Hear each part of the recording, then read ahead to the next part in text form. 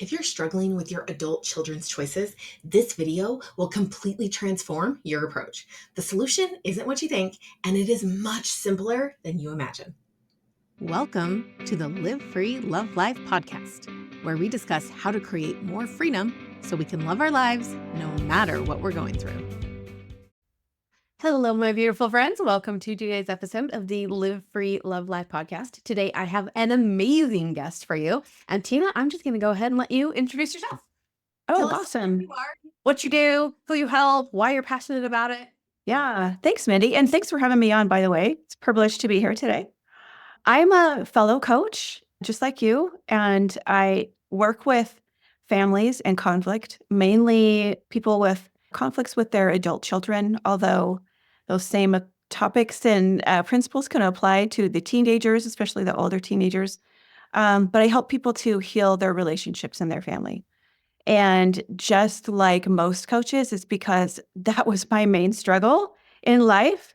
And it was really, really hard, which I think we're going to talk about a little bit later in the podcast. But it was really hard. And I had to figure it out or not have relationships with my kids. I mean, that's basically what it boiled down to. I love it. And you know, I'm also super passionate about relationships, relationship coaching, which is also, again, how I got into it. We haven't really talked about relationships with adult children. So glad that you're here to help us with this. So what are the most common limitations or shackles that people face in their relationships with their adult children?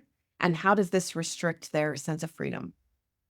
When I had teenagers, I was operating under the misconception that, oh, when they turn 18 and they're adults, everything gets easier, right? But it's actually, you laugh. It doesn't get any easier. In some ways, it gets harder. But if you're not expecting that, it can really throw you for a loop. But, lots of times when we are struggling in our relationships with our kids and we're feeling so much pain, we're just looking at them still as kids. Like they just need to grow up and they need to change. They'll figure it out when they get older, or I just need for them to grow up now.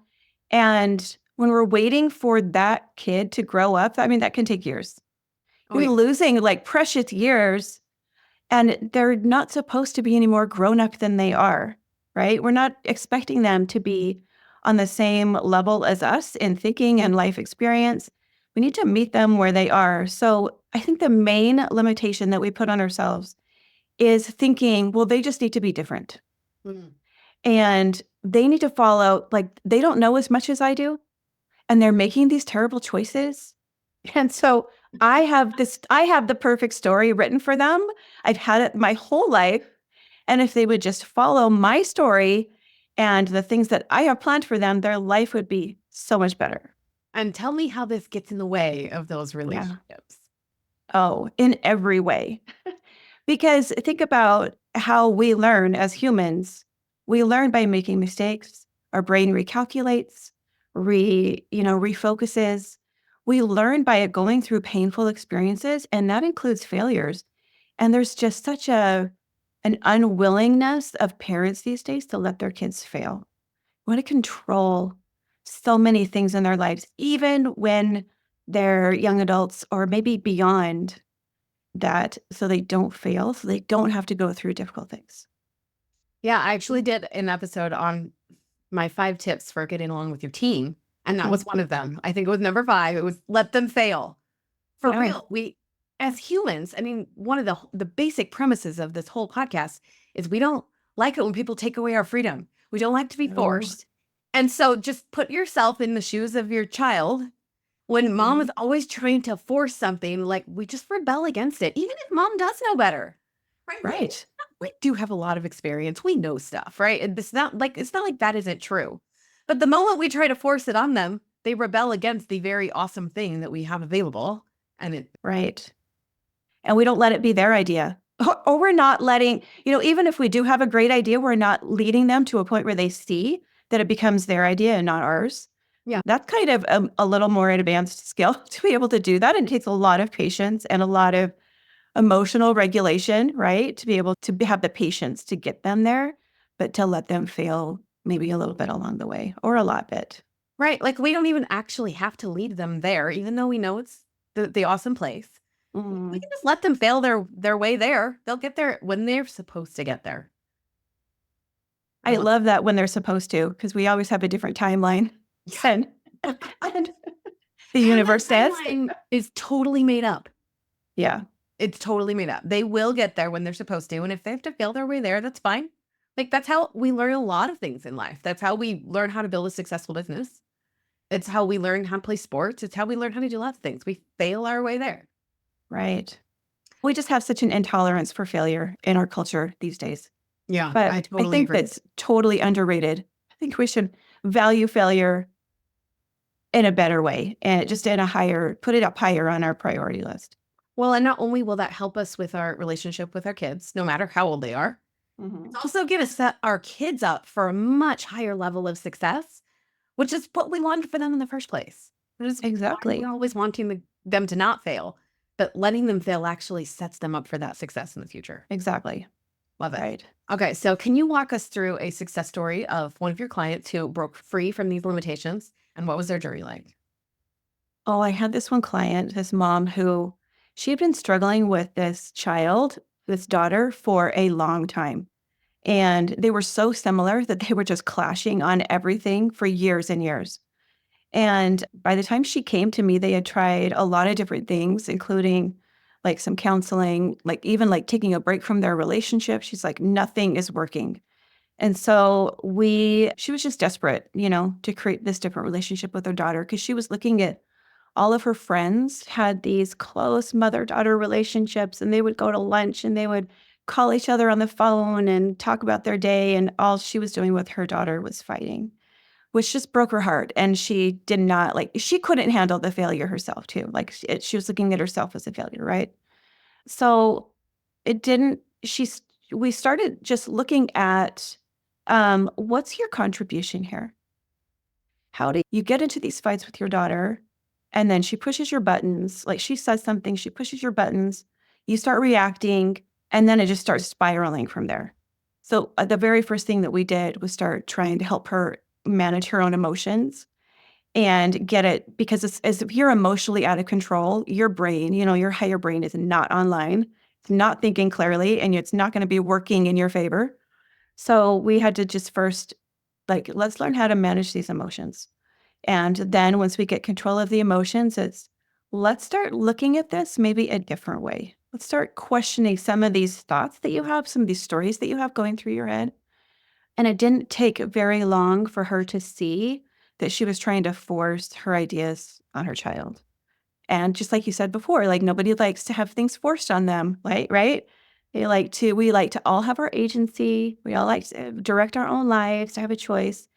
But it just gave her some space to be able to step back and see, oh, I was doing these things. This was my contribution to this relationship. And I can change what I'm doing. I can't change what she's doing, right? She's going to react. She's going to do whatever she wants to do. I don't have any control over that. But I have control over how I react when she says certain things, when she says really mean things to me, or when I can feel myself getting out of control. I can react by not saying things that I might have said before and taking a time out for myself and calming myself down. I can stop telling myself stories that are not helpful to connect with her and, saying things like unkind things in my brain about my own daughter, right? She started questioning those kind of things, but she really got off that emotional roller coaster that she was on, which feels so terrible to be just thrown around by something outside of yourself. Yeah. And I would say that their relationship is different today. They're still working on it. It's been a while. They're still working on it. But mom just feels a lot more in control of her own life and less like her daughter is in control of her life. Right. So even though it's not where she wants it to be yet, we're not saying it can't be, because it totally can. But Right. she's still having a much better experience either way. Right. Well, sometimes, because you can't control the other person, sometimes you do your part and then you make peace with what's possible at that time, right? Doesn't mean that it's always going to be that way. But if you make peace with, okay, this is what's possible for us, where this other person is right now, it just kind of relieves some of that pressure that you're feeling to try to make it be different before it's ready to be different. Well, and the best place to make that piece from is when we've done all of our own work. It's kind of hilarious to me. And I'm the first problem here. Like, I'm talking about myself, how we expect our kids to be better, to behave better, to grow up, as you say, to be more mature, to whatever. And really, the work is within ourselves because we haven't done it. We need to grow up. And I say that meaning we need to step into emotional adulthood and take responsibility for our own emotions. It's not our kids' behavior. It's not how they treat us. It's not the things they do. None of that creates our emotions. We do. Mm-hmm. And so often we're wanting them to do the work that we have not yet done. So Right. it's doing your own work on yourself when you can really change that, when you're controlling your emotions and your reactions and you're being who you want to be. It is such an easier place to make peace with the relationship from. Because I'll talk to women and they're like, how am I supposed to just be okay with not having this relationship? But they're not in the place yet to make peace with it. It's so much easier when you have done your own work. Right. I would say I wish that I knew how to do that when I was raising little kids, right? Yeah. It would have changed the way I parented. It would have changed my experience parenting. But I don't think the information, at least in my world that I was in, was not as readily available as it is now. And so if anybody's listening and saying, hey, why don't I do my own work? Why haven't I done it yet? Just maybe the time hasn't been right, but we can always start now. So I don't ever want to beat my past self up, which I did for a little while, maybe longer than a little while, because I didn't know these things then. But just like you said, right now is the right time. It happens when it's supposed to. So you find this work when you're supposed to, and maybe you weren't ready before. Right. And it's one of the reasons we're both so passionate about sharing this work with others, because yes, we wish we had had it. We really weren't supposed to. We both found this work exactly when we were ready for it. And anyone who's listening, you're finding it when you're ready for it. So everything has happened perfectly. And today is day one where we can start to do things differently. Because when we know better, we do better. Right. And even when we know better, sometimes we still don't do better. So every day can be day one. That's true. That's absolutely true. We can always start over again and just, refocus, recalculate. I'm going to try again. Yeah. Well, I mean, I talk about this all the time. Like when your kids go to junior high and they start playing an instrument in the band, that's usually when they get into band the first time, they bring home an instrument and we're not expecting music on day one. We're expecting to want to leave the house every time they practice for a while, for quite a while. It's going to be a long time till they're playing really beautiful music. Right. So yes, it doesn't even have to be a new day one. It's just, this is the process. We fall down, we pick ourselves up, and we fall down again and we pick ourselves up. Just like we play the wrong note, we try again. We play the wrong note, we try again. And none of it's a problem. It's all going the way it's supposed to, because we're not supposed to pick it up on day one and just be amazing. Right. It's okay. It's going perfectly. The mess ups are part of the process. It's not a problem. Yes. All right. So what is the most crucial mindset shift needed to break free in your relationship with your adult children? Well, I think it's what you just said. So I'm going to add, it's the taking control of your own emotions, being an emotional maturity, right? So I'm going to add another one onto that since we just went over that, which is be willing to be wrong. Be willing to not always have to be right and to have the right answer, and to keep an open mind. Our brain's going to always tell us that we're right. That's just what it's programmed to do. But every brain is programmed to do that. And so your kid's brain is also telling them that they're right. And if you're both trying to just press your opinion onto the other one and convince the other one that you're right, you're going to end up in a tug of war, which nobody ever wins in a tug of war. Yeah. So just drop it and maybe ask questions instead of pressing your opinion and your story. Just maybe ask questions about what the idea for their story is. Like, what do you want for your life? And let me get to know you and your desires and wishes and just who you are a little bit more. Like drop the rope. Stop trying to be right all the time. Yeah, I love that. I like to ask myself questions like, would I rather be right or would I rather connect with my child? Would I rather be right or would I rather be happy? Would I rather be right or have a great relationship? When I do that, it just reminds me that being right is not, who cares? It's not actually what I care about. It's what part of my brain cares about, because that part of my brain thinks I have to be right to be safe, right? It's very concerned about survival, and we have tied being right to surviving.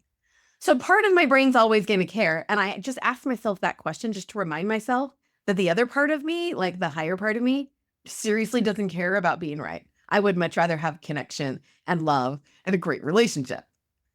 So that's a really fun question. You can just ask yourself when your brain's like, I want to be right. Because it's just what our brains do. But just remember, would I rather be right or connect with my kid right now? And that's such a simple question, but it's actually super powerful. Yeah. Crucial question. Love it. Okay. So what is one practical step our listeners can take today to start this journey to freedom in their relationships with their adult kids? Well, I think it's really the first step, like I started with my client, was like, let's calm your emotions down. Because as long as you're in your reactive, emotional brain, you're never going to get any further than just right there. So let's learn how to calm yourself down. And the place that I always start with my clients is breathing. Yeah. Is slowing your breath down, because your breath has so much power. I mean, it's something we do all the time, all day long, our entire lives. We're breathing, but we're not breathing for a purpose in order to create a response in our body. And we start changing our breath by like slowing the breath down, right? Because when we get really reactive, we tend to either hold our breath or we breathe really shallow and really quickly. So the point is then to slow it down, maybe even breathe, inhale through your nose for 4 seconds and exhale through your nose for 4 seconds, and just do that. Yeah. Like over and over again, and push that air all the way down into your belly. Like we call it belly breathing, right? Yeah. You get it way down there and then like wring it out. I say wring it out like a wet towel, like you're twisting a wet towel after you got out of the pool, and just get all of that oxygen out and then breathe back in, and do that 10 times. Usually 10 times of that 4 in, 4 out will calm your body down enough so that you have access to your higher brain again. But sometimes it might take 20 rounds of that. Sometimes it might take like going for a walk and doing that, right? So do it for as long as you need until you feel like, okay, my body is calm. And when my body is calm, I can access my higher brain. My brain isn't like spinning in all of the terrible scenarios that it's playing out that are going to happen. So that's always where I start, is like, and I think that's super easy for anybody. Just like, let's just slow your breath down. Yeah. And see what it feels like to have a calm body and a quiet mind. And to address some of our brain's objections to that, a lot of people think they can't just stop what they're doing and breathe. I'm like, well, actually you can. First of all, if we're in a scenario like, say, a board meeting or something, like nobody notices you're breathing. But if we're talking about, like, let's say we've just started an argument with our adult child, right? They said something nasty or mean or whatever, and our nervous system is on high alert. It's okay to say, just a second, and just breathe. I just need a minute. Can you just give me a minute to breathe? It's okay to do that in your relationships, especially when you're saying, I love you enough to calm myself down before I have this conversation. It's okay to hit the pause button anytime you want. And I often use the bathroom as a really good pause button too. If I am in a situation where it feels like I can't just stand there and breathe while people are watching, I excuse myself to the bathroom. Perfect. Always okay to give yourself a moment to breathe. Yes. Well, I love how you said, I love you enough to go take this time for myself to breathe. Yeah. Because that's really what it is, right? You're actually taking care of yourself and the other person and the relationship when you're taking that time out and giving yourself a moment to breathe. Right. Even if you do need to do the walk, like for real, you just have to be the person who comes back to it and says, hey, you know what? I love you. I want to have this conversation. I need to calm myself down first. I'm going to take a 10-minute walk and then I'll be back. And I promise I want to hear everything you have to say. Right. Yeah. That is okay to do. Right. And it's loving to you and it's loving to them and it's loving to your relationship. And you're right. Breathing is like one of the most powerful things we can do. It's available to us all the time. It's absolutely free. It's super easy. It's like an amazing step. Just pause and breathe. Love it. Awesome. Okay, so if you start to do this work and you start to have that freedom within yourself when you are conversing with your adult kids, tell me how that impacts other areas of your life. How long do we have? Okay, just briefly. Just give us a little glimpse into why you might want to do this work other than just that relationship. Yeah. The emotional freedom, and even what we were just talking about with the breathing, like being able to calm yourself down. Just imagine, or just think about how many times a day you get into some type of situation where you're stressed, overwhelmed, angry, afraid, anxious. Like, our ancient ancestors, they had that. Well, when we get that way, our fight and flight turns on, right? Mm-hmm. So our ancient ancestors had, tigers chasing them or food scarcity. They had to have that response to be able to survive. But we don't have all those things today. But our brain interprets things like, bills coming in, or a difficult relationship in your family, or a fight with your spouse, or traffic, or being late to an appointment, and all of those things it interprets as threats to your life. And it kicks up that nervous system, fight, flight, freeze response in your body. And we're constantly just one thing after another during the day, having these big giant releases of cortisol into our bodies, which is just not good for us. Yeah. So when we learn how to calm down, to take a minute, to breathe, to take charge of our own life, it helps us in all of those things every single day, right? So learning how to calm down your body from everyday stress. Think about how, if you can do that, just like sitting in traffic, just calming down. You're going to be late to an appointment. You're like, there's nothing you can do about it. So you're calming yourself down. Just learning how to do that a few times a day. Imagine how much impact that can have on your relationships, your health. Yeah, so it goes both right? ways. As you do this work with your child, it's going to impact the rest of your life. And also you can use the rest of your life to practice for those situations when you're with your child. Right? Yeah, I love it. Everything is everything. It all blends in. Well, and that's one of the things I love so much about coaching is no matter what area you decide to try first to do the work, it always affects every other area. So if you really want to lose weight, it's going to help you in your relationships. And you don't realize that you're doing the work everywhere, because what you're working on is you, your brain, your feelings, your emotions, your nervous system, your all of it. Exactly. It's so good. And I also imagine that, like, I'm thinking of this client that you were telling us about. She sounded like she probably thought about this relationship all the time because it broke her heart that it wasn't what she wanted it to be. And I imagine as she started to heal that, right, working on herself, like, it's going to open her up to be able to do so much more in her life because her whole brain isn't taken over by this one thing. Right. Well, in fact, she did mention that as we were finishing up our coaching together. She said, I didn't know this was going to make such a huge impact on my marriage. Like, this has changed my marriage. Yeah. So it was great to see that, like, the skills that she was learning to handle, difficult things with her daughter just carried over into another important relationship for her. I love it. Okay, so what is a common misconception about adult parent-child relationships that often keeps people stuck? Yeah. We are always seeking after a feeling, like trying to be happy. You just want to be happy, right? We want our kids to be happy, but we also want to be happy. And lots of times we think, like, I have to make all of these things in my life line up just so, and to make sure they're all working just the way that I want them to, then I can be happy. Well, how often do things actually line up all at the same time? All the things that you think your brain is telling you that you need to have in place so that you can be happy. Like, that's never. Very rarely or never. And if you do achieve it, then there's always like some anxiety that things are going to change and you're going to lose it. The she's going to drop for sure. Right. So you can't even still aren't happy because now you have to worry about maybe losing everything that you got. Right.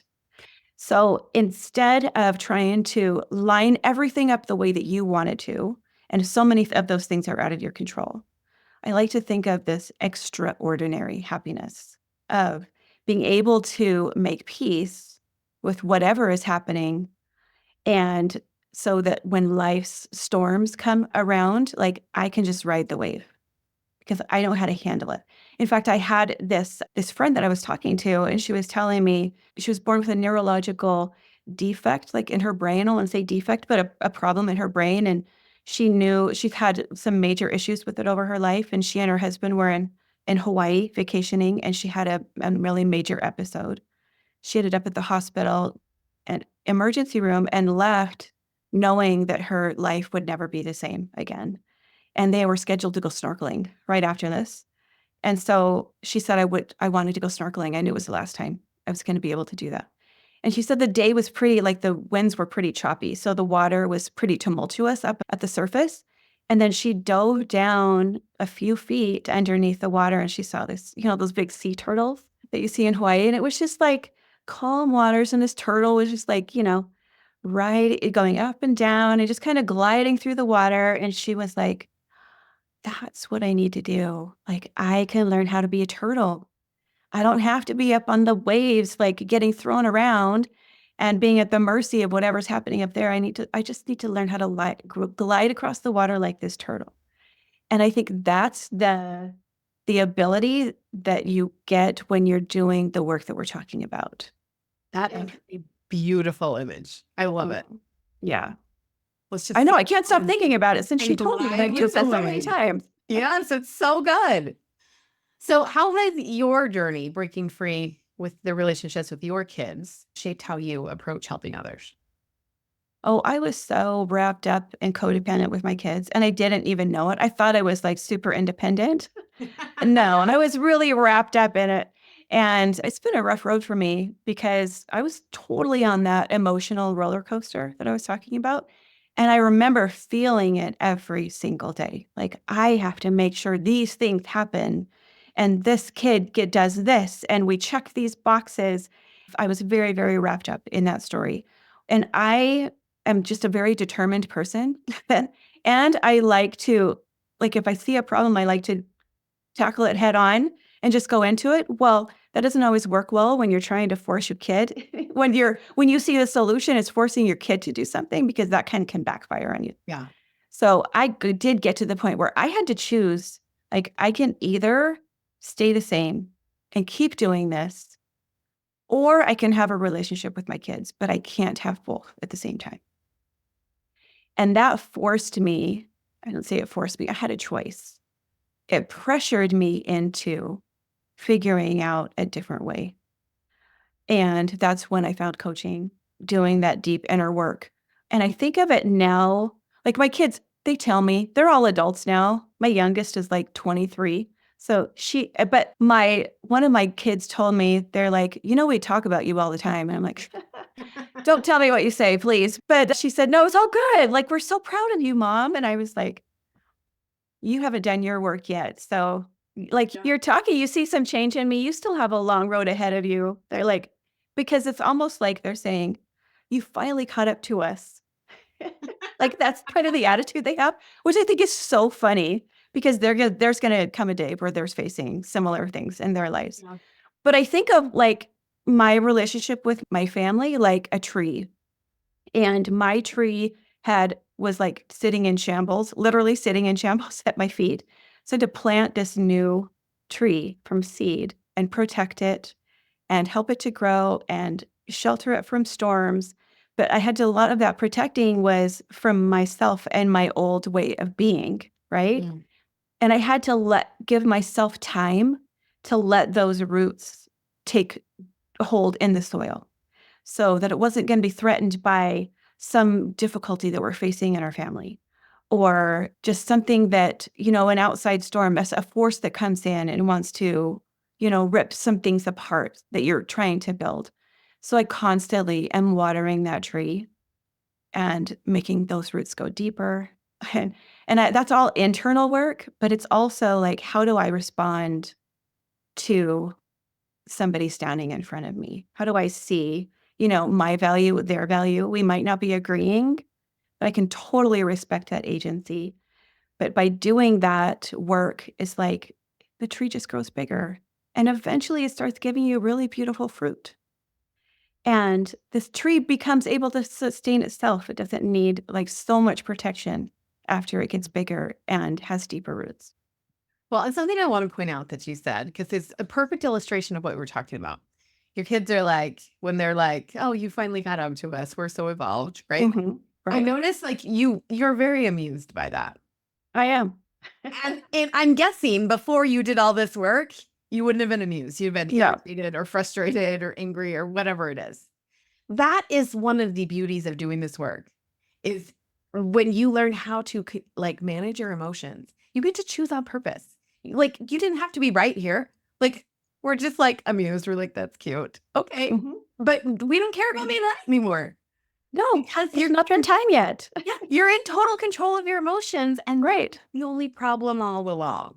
I love it. Absolutely. It was the emotional roller coaster. Yeah, I was like, it was a roller coaster and a tornado is what it was. right. I was, Because the thing is, and the other thing I want to point out about your story, you're just a mom who wants the best for her kids. Right. Mhm. It sounds beautiful. It sounds like this like lovely story. Obviously, this is what we should be doing. We've got to be aware of those pretty stories because they're like poisons to our relationships. And it's not a reason to beat ourselves up or get mad at ourselves, because look, your intention is so pure. We just want to learn a new way of going about it so that we can have great relationships instead of being the problem in the relationship. Because we're trying to manage our own emotions by managing our kids. Yes. And not letting them write their own story because they have a story they've been writing their whole life. Wasn't the same as mine, but you have that ability that we all have to determine the course of our own life. Yeah. But what I want to make really clear, the reason we want our kids to change or do it differently is so that we can feel better. Yes. It's always so that we can manage our own emotions. And what we're telling you on this episode is learn how to manage your own emotions, and then your kids are no longer a problem. Like, whatever they're doing or not doing literally is no longer a problem, because you don't need them to do it different to feel better. If you can just learn how to feel better first, we're good. Right. Right. Well, you might have they're still going to have problems, but you're not trying to control them so you feel better. Right. I'm saying Right? you no longer are creating problems for yourself. Oh, yes. Because you're not trying to control them so that you can feel better. You're like, I already feel better. So I guess like do your thing. Like walk your path. Right. Do whatever you need to do. I love you. Right. Because you already feel better. And that's the thing I think most women don't understand. And I didn't. Before I found coaching, I had no idea that the reason I wanted all these things was so that I could feel better. I didn't know how to feel better another way. And that's the work we do. We help you to feel better so that you don't have to control all the things outside of you in order to feel better. Yeah. It's like learning how to be the turtle. Yeah. Swimming underneath the turtle, guys. That's what we're doing here. All right, Tina, do you have a tool or an exercise that you can give our listeners to help them start this journey to having better relationships with their adult kids? Yeah. Well, the breathing for sure is a big one. But then I wanted to give you another one that was like, how do we address the thoughts, right? Because the body, the emotions is one piece of it, but then still, what do we do with those thoughts? But I think we need to open up our mind and have a bigger perspective rather than getting caught up in the thoughts that we've always had and think that are so true and are the only right way. But we need to really open up our perspective and maybe a question like, hey, what would it be like for me to be in a relationship with myself right now? That's a good question. Like, put ourselves in the perspective of our kid. Would I want someone treating me, talking to me, thinking about me the way that my mom is thinking about me right now? So what would it be like for me to be in a relationship with myself right now? Yeah. Because again, it goes back to that freedom. None of us like to be forced. We hate it. We hate it when people tell us what to do, how to live, who to be, what to say. We hate it.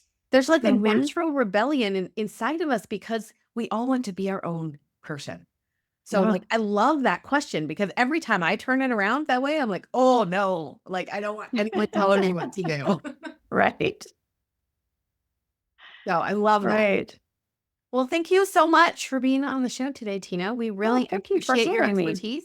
And for all of our listeners, if you are struggling with those adult kiddos or even your teens, Tina would be an amazing resource. Go get some coaching, work on your emotions, work on your brain. Let her help you to be the turtle, because your life is going to just explode in the most transformative ways you can imagine when you start doing this work. Well, Anything you want to add for our people? Any last words of advice? Yeah, I have a free download. If you want to start doing this, I've got 5 steps to start doing it. And I can give you the link for it. It's Healing Our Hearts, Starting to Reconnect, 5 steps to start reconnecting with your adult child.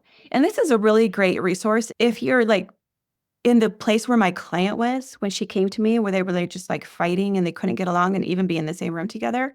Or if it's just like distant, like we're not talking anymore, right? Just start to reconnect in a different way. It'll help you give different perspective and help you start to do some of the things that we talked about today. So Awesome. All right. Well, we will put that link in the show notes along with all of Tina's information and all of her links so that you can find her very easily. As always, live free, love life. Thank you for watching this episode of Live Free, Love Life. Please subscribe to my channel and don't forget to like, comment, and share. See you next time.